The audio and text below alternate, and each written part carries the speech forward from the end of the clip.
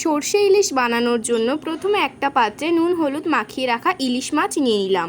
এরপর একটা মিক্সচারে কালো সর্ষে, 3টে কাঁচা লঙ্কা, জল এবং সামান্য পরিমাণে লবণ দিয়ে একটা মিহি পেস্ট তৈরি করে নিলাম। যতক্ষণ পেস্টটি হচ্ছে ততক্ষণ মশলাগুলো দেখিয়ে দিলাম। এখানে রয়েছে হলুদ গুঁড়ো, লঙ্কা গুঁড়ো, কাঁচা লঙ্কা, ফোড়নের জন্য কালো জিরে, নুন এবং চিনি। দেখো পেস্টটি একদম রেডি হয়ে গিয়েছে। পেস্টটি একটু গাঢ় হওয়ার জন্য এটাকে একটা ছাঁকুনির সাহায্যে ছেঁকে নিলাম। সর্ষে বাটা যদি এভাবে ছেঁকে নিয়ে রান্না করা হয় তাহলে খুব ভালো হয় এবং এতে খোসাগুলিও আলাদা হয়ে যায়। এরপর দেখো পেস্টটি একদম রেডি হয়ে গেছে।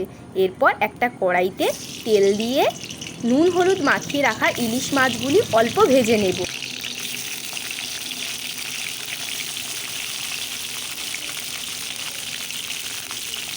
দেখো মাছগুলি কিন্তু ভাজা হয়ে গিয়েছে, এটাকে এবার তুলে নেব এবং ওই তেলে দেব কালো জিরে, 3টে কাঁচা লঙ্কা এবং ওই যে পেস্টটি হয়েছিল সেই পেস্টটি এবার দিয়ে দিলাম। পেস্টটি দেওয়া হয়ে গেলে এতে দেব হাফ চা চামচ হলুদ গুঁড়ো,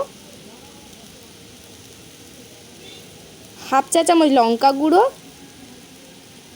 স্বাদ অনুযায়ী লবণ এবং স্বাদ অনুযায়ী চিনি দিয়ে দেব। এবারে পেস্টটি একটু নাড়িয়ে চাড়িয়ে নেব। পেস্টটি নাড়ানো হয়ে গেলে এর মধ্যে দিয়ে দেব ভাজা মাছগুলি।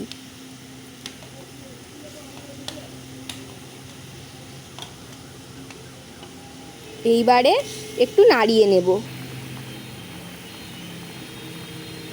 ওপর থেকে দিয়ে দিলাম 2টো কাঁচা লঙ্কা।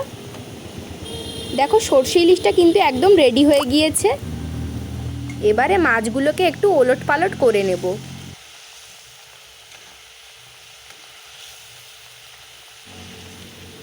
দেখো রান্না কিন্তু আমাদের প্রায় কমপ্লিট। নামানোর ঠিক আগের মুহূর্তে ওপর থেকে দিয়ে দিলাম 1 চামচ সর্ষের তেল।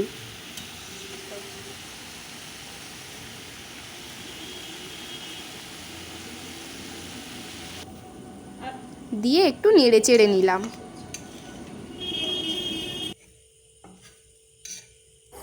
নাড়াচাড়া হয়ে গেলে এবারে সুন্দর করে সার্ভ করলাম।